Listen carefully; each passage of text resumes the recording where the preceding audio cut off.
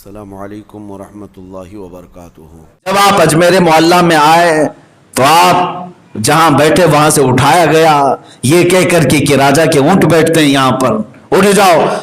سرکار غریب نواز رضی اللہ تعالیٰ نے یہ فرمایا کہ ٹھیک ہے، تمہارے بادشاہ کے راجا کے اونٹ ہی بیٹھے رہے، ہم اٹھ جاتے ہیں۔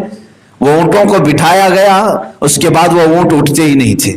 دن گزر گیا، رات گزر گئی، اٹھتے نہیں تھے۔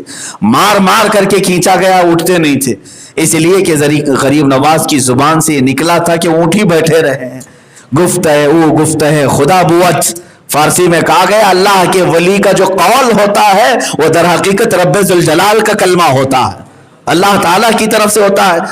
تو اس کے بعد پھر آپ کی بارگاہ میں آ کر لوگوں نے معافی تلافی کی۔ لوگوں کو خبر ہو گئی کہ اس درویش کی طاقت معمولی نہیں ہے، اور اونٹوں کو آپ نے اٹھنے کا حکم دیا تو دوبارہ اٹھائے گئے۔ پرتھوی راج نے کہا کہ میں طاقت کا استعمال نہیں کروں گا، جو یہ اپنی باطنی قوت کا استعمال کرتا وہی میں کرتا ہوں۔ تو وہاں پر موجود جو سب سے بڑا جادوگر تھا ان کا اجے پال جوگی، اسے بلایا گیا۔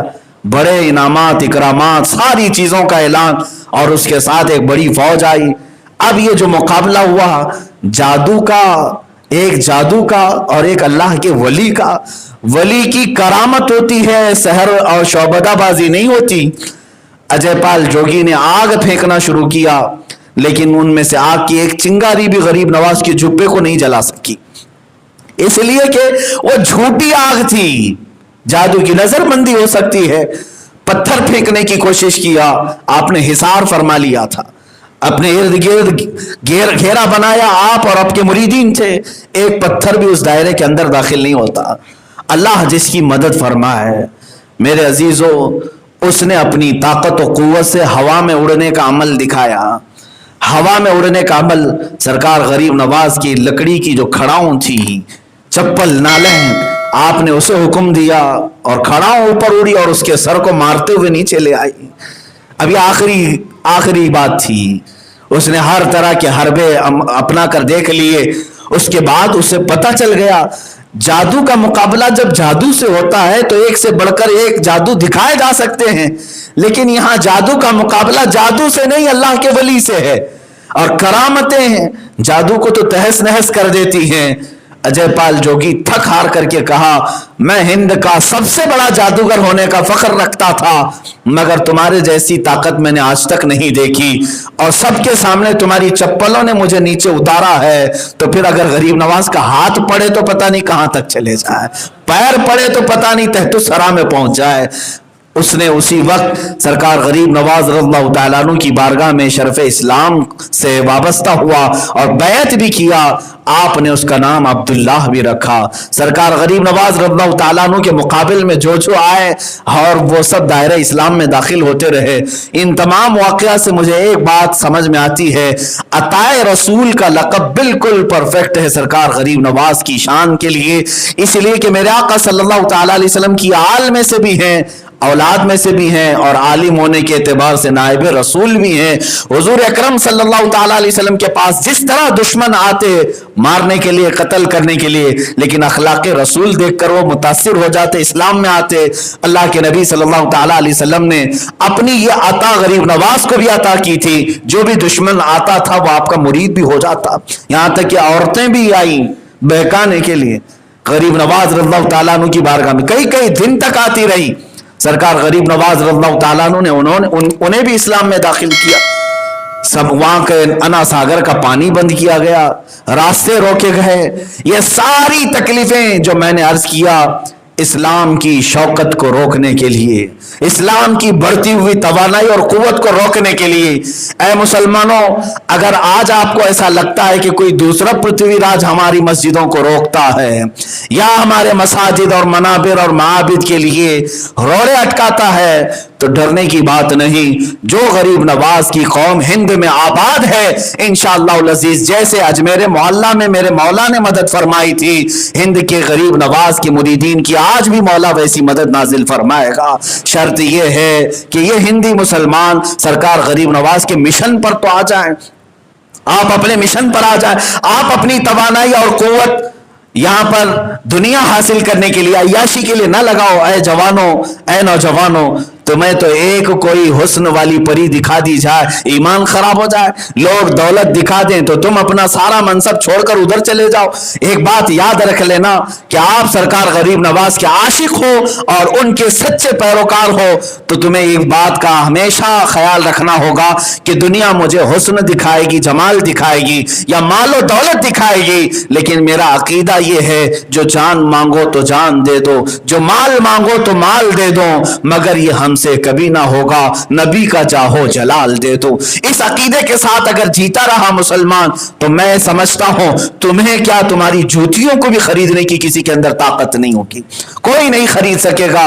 सरकार गरीब नवाज रज़ियल्लाहु ताला अन्हु की बारगाह में हम आज अकीदतमंदाना तरीके से खिराज अकीदत पेश करते हैं। आज छठी शरीफ है, उर्स गरीब नवाज है।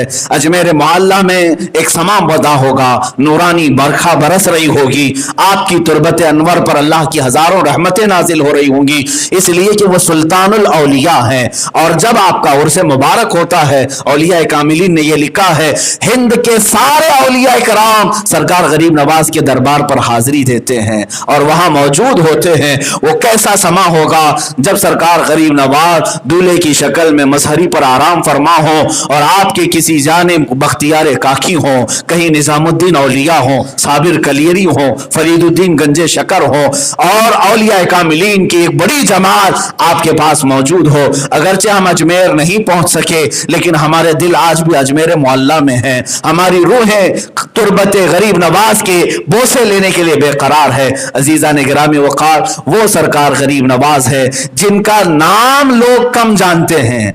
नाम आपका मालूम है, सरकार गरीब नवाज रज़ियल्लाहु ताला अन्हु का नाम हसन है। हसन नाम से बहुत कम लोग जानते हैं, लेकिन जो अलकाब हैं आपके, या तो मोइनुद्दीन से जानते हैं या तो गरीब नवाज से जानते हैं। यही दो चीजों की हमें जरूरत भी है।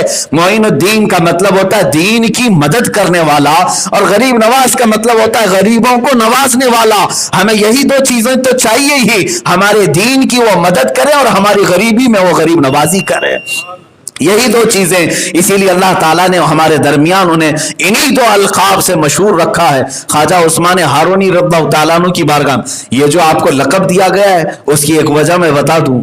ये दिमश्क के या बगदाद के किसी मस्जिद में आप बैठे हुए थे, आपके पीर मुर्शिद ख्वाजा उस्मान हारूनी भी, ख्वाजा औहदुद्दीन किरमानी और कई औलिया जो गरीब नवाज के हम असर हैं, उनके जमाने के वो बैठे हुए थे और उस वक्त सबों ने अपनी अपनी एक करामत का इजहार किया। सरकार ख्वाजा उस्मान हारूनी ने फरमाया कि जो तुम अपने अपने मनाजिल तय किए हो बताओ कहां कहां तक अपने मकामात पर पहुंचे हो। एक बुजुर्ग ने अपने मुसल्ले के नीचे से हाथ डालकर सोने के सिक्के निकाले और पेश किया कि मैं जब कभी अपने मुसल्ले के नीचे हाथ डालूं अल्लाह ताला मुझे सोने और जवाहरात अता फरमाता। उसमें ख्वाजा औहदुद्दीन किरमानी थे, वो अपना जो असा रखते थे, असे को उन्होंने यूं मारा तो पूरा असा जवाहरात का यानी चांदी का बन गया और उस पर किस्म किस्म के जवाहरात थे। और एक बुजुर्ग ने मुसल्ले को कहा कि ऊपर उठ जा, तो बगैर किसी सहारे के वो हवा में मौजूद था। इसी असना में सरकार गरीब नवाज खामोश बैठे थे। ख्वाजा उस्मान हारूनी ने फरमाया मोइनुद्दीन तुम भी अपनी कुछ चीजें बताओ। तो बड़े इसरार के बाद आपने अपने जुब्बे में हाथ डाला और गरम गरम दो रोटियां निकाल कर रख दी, पकी हुई दो रोटियां थी। तो दूसरे औलिया कामिलीन ने अपने बड़े बड़े जो करामात दिखाए, किसी ने सोने जवाहरात चांदी और बहुत सारी चीजें, उसमें रोटियों की क्या कीमत, तो सब वहां रखे हुए थे सोने जवाहरात चांदियां, उसमें दो रोटियां भी रखी हुई थी। ख्वाजा उस्मान हारूनी देखकर मुस्कुरा रहे थे। इसी असना में इन दुर्वेशों के दरमियान एक फकीर आया और कहा है अल्लाह वालों की मजलिस, ए अल्लाह वालों तुम्हारे घर से और तुम्हारे दरबार से कोई मंगता मायूस नहीं जाता, बड़ा भूखा हूं, बहुत देर का भूखा हूं, मुझे तुम लोग कुछ खिला दो। उस फकीर को बुलाया, ख्वाजा उस्मान हारूनी ने उससे वो सोने के सिक्के सब दे दिए, कहा ले खा ले। उसने कहा मुझे भूख लगी है, भूख लगी है। चांदी दे दिया, इसको खा ले पेट भर जाएगा। उसने कहा नहीं, वो जो आपके सामने दो रोटियां रखी हैं वो मुझे चाहिए। خواجہ عثمان ہارونی نے وہ روٹیاں اٹھائی اور دی، اور سارے اولیاء جو بیٹھے تھے ان سے کہا تم سبوں نے اپنی اپنی کرامات دکھائی اپنی جگہ پر، لیکن میرا معین الدین وہ دکھایا جو غریبوں کی ضرورت ہے، جو امت مصطفیٰ کی ضرورت ہے۔ سرکار غریب نواز رضی اللہ تعالیٰ عنہ کو غریب نواز اس دن سے کہا جانے لگا، بلکہ اور بھی دیگر وجہ تسمیہ کے واقعات بیان کیے جاتے ہیں۔ آج ہم سب کی عقیدت اجمیر معلیٰ سے وابستہ ہے۔ ویڈیو کو لائک کر کے شیئر ضرور کر دینا۔